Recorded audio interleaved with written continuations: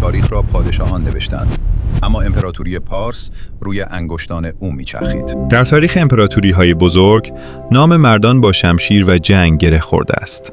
اما در سایه تخت‌های سنگی و پشت پرده‌های حرمسراها، زنانی بودند که سرنوشت جهان را تغییر دادند. ما امروز نه از یک پادشاه که از خون خالص پادشاهی سخن می‌گوییم. زنی که دختر کوروش بزرگ، همسر داریوش بزرگ و مادر خشایارشا بود.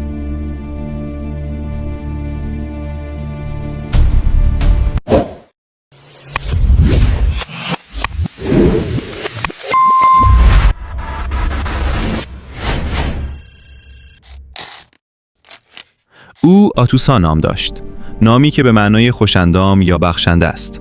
اما تاریخ او را به عنوان ستون فقرات شاهنشاهی هخامنشی می‌شناسد. زنی که 3 پادشاه را دید، توطئه‌های خونین را از سر گذراند و تضمین کرد که خون کوروش بر تخت سلطنت باقی بماند. این داستان زندگی قدرتمندترین زن ایران باستان است، از مرگ پدر تا اوج قدرت. سال 530 پیش از میلاد است. جهان در آرامش نسبی زیر سایه کوروش قرار دارد. اما خبرهای شومی از شمال شرقی از سرزمین ماساگت ها می رسد. آتوسا در آن زمان جوان بود، شاید 20 ساله. او در دانه پدر بود و در مکتبی بزرگ شده بود که زنان در آن جایگاهی والا داشتند. اما وقتی پیک سیاه پوش به پاسارگاد رسید، کودکی آتوسا برای همیشه تمام شد. کوروش بزرگ در جنگ کشته شد. جسد پدر که به پایتخت رسید، آتوسا فهمید که اکنون او و خواهرش، آرتیستون و برادرانش، کمبوجیه و بردیا، تنها بازماندگان خدایگان زمین هستند. کمبوجیه، برادر بزرگتر، تاج بر سر گذاشت. مردی که تاریخ او را تندخو و شاید نیمه دیوانه توصیف کرده. اما سیاستمداری جنگجو بود. آتوسا ناگهان خود را در موقعیتی پیچیده دید. او می‌دید که چگونه برادرش برای حمله به مصر آماده می‌شود. اما دلنگرانی اصلی آتوسا جای دیگری بود. برادر کوچکترش، بردیا.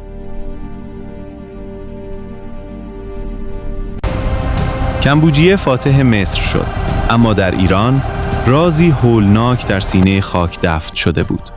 پیش از رفتن به جنگ، کمبوجیه دست به کاری زد که قلب آتوسا را شکست. او مخفیانه دستور قتل برادر محبوبشان بردیا را صادر کرد تا مبادا در غیاب او ادعای سلطنت کند. آتوسا این راز را می‌دانست یا حس می‌کرد. تاریخ سکوت کرده است. او در کاخ تنها ماند، در حالی که کمبوجیه در مصر به جنون نزدیک می‌شد.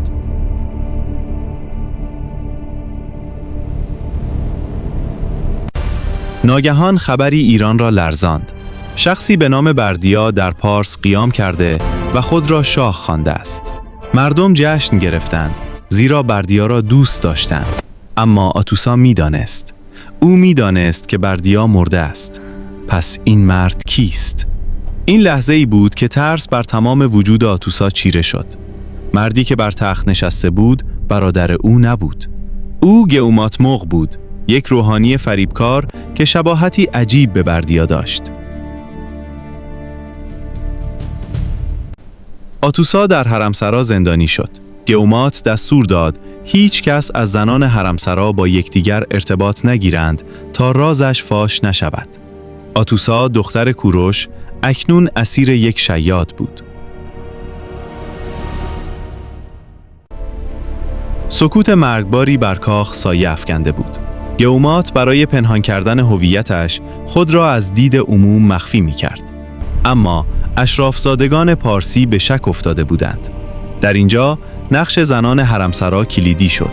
هرچند هرودوت می‌گوید فیدیما دختر اوتانس با لمس گوش‌های بریده گئومات او را شناخت، اما آتوسا به عنوان بلندپایه‌ترین زن مرکز ثقل این اطلاعات بود. او نماد مشروعیت بود. 7 نجیبزاده پارسی به رهبری جوانی دلیر از نسل هخامنش به نام داریوش تصمیم به اقدام گرفتند. آنها به قلعه نفوذ کردند و شیاد را کشتند. داریوش شاه شد، اما او یک مشکل بزرگ داشت. او از شاخه اصلی خانواده سلطنتی نبود. او پسر ویشتاس بود، نه پسر کوروش. مردم ایران تنها به خون کوروش وفادار بودند. داریوش برای محکم کردن پایه‌های تختش تنها یک راه داشت. او باید با میراث زنده کوروش ازدواج می‌کرد و آن میراث کسی جز آتوسا نبود. این ازدواج یک معامله سیاسی صرف نبود. آغاز قدرتمندترین زوج تاریخ باستان بود. آتوسا با تجربه و درایتش و داریوش با هوش نظامی و اداریش امپراتوری را بازسازی کردند. آتوسا اکنون شهبانو بود. جایگاه او در دربار داریوش بی همتا بود. در گل نوشته‌های تخت جمشید نام او با جیره و مواجبی بسیار بالا ثبت شده که نشان از استقلال مالی و قدرت او دارد. او زنی نبود که تنها در اندرونی بماند. او مشاور شاه بود. یکی از مشهورترین داستان‌هایی که هرودوت نقل می‌کند ماجرای بیماری آتوسا است. غده‌ای روی سینه ملکه پدیدار شد. او ابتدا از شرم بیماری را پنهان کرد، اما درد امانش را برید. سرانجام به دموکودوس، پزشک اسیر یونانی، اعتماد کرد. دموکودوس او را درمان کرد، اما در ازای آن درخواستی داشت: آزادی و بازگشت به وطن. او از آتوسا خواست تا داریوش را ترغیب به حمله به یونان کند. شبی در خلوتگاه شاهی آتوسا به داریوش گفت: پادشاها، تا کی می‌خواهی شمشیرت در نیام باشد؟ برای اینکه پارسیان بدانند مردی لایق بر آنان حکومت می‌کند، باید بر قلمرو بیفزایی. یونان را تسخیر کن. این کلمات، چه افسانه باشد چه حقیقت، نشان دهنده نفوذ کلام آتوسا بر قدرتمندترین مرد جهان است. او می‌توانست مسیر جنگ‌های تاریخ را تغییر دهد. با فرونشستن غبار جنگ‌های داخلی، ایران نیازمند چیزی فراتر از شمشیر بود. ایران تشنه نظم بود. اتحاد داریوش و آتوسا آغازگر عصر طلایی هخامنشیان شد. داریوش با نبوغ اداری و آتوسا با نفوذ و درایتش هرج و مرج را به قانون تبدیل کردند. آنها ایران را به ساتراپی‌های منظم تقسیم کردند تا عدالت در دورترین نقاط امپراتوری نیز جاری شود. اما خون این امپراتوری عظیم در رگ‌های جاده شاهی جریان داشت. شاهراهی افسانه‌ای که شوش را به سارد متصل می‌کرد. سیستم چاپارخانه‌ها چنان دقیق بود که پیک‌های پارسی شب و روز در گرما و سرما می‌تاختند تا فرمان شاه و ملکه را به گوش جهان برساند. همزمان ضرب سکه زرین داریک اقتصاد جهان باستان را دگرگون کرد. برای نخستین بار تجارت از هند تا مدیترانه با یک پول واحد و قدرتمند انجام می‌شد. اوج این شکوه در پارس تبلور یافت، تخت جمشید. داریوش و آتوسا دست در دست هم ویرانه‌ها را به پردیس‌های آباد بدل کردند. آنها ثابت کردند که قدرت واقعی نه در تسخیر خاک، بلکه در ساختن تمدنی است که قرن‌ها پس از مرگشان جهان همچنان در برابر عظمتش سر تعظیم فرود می‌آورد. سالها گذشت و داریوش پیر شد. اکنون مسئله جانشینی مطرح بود. داریوش از همسر اولش، دختر گبریاس، پسرانی داشت که ارشد آنها آرتاباز بود. اما آتوسا پسرانی از داریوش داشت که بزرگترین آنها خشایارشا بود. جنگی خاموش در دربار در گرفت. استدلال آتوسا و حامیانش بی‌نقص بود. آرتاباز زمانی زاده شد که داریوش یک شهروند ساده بود.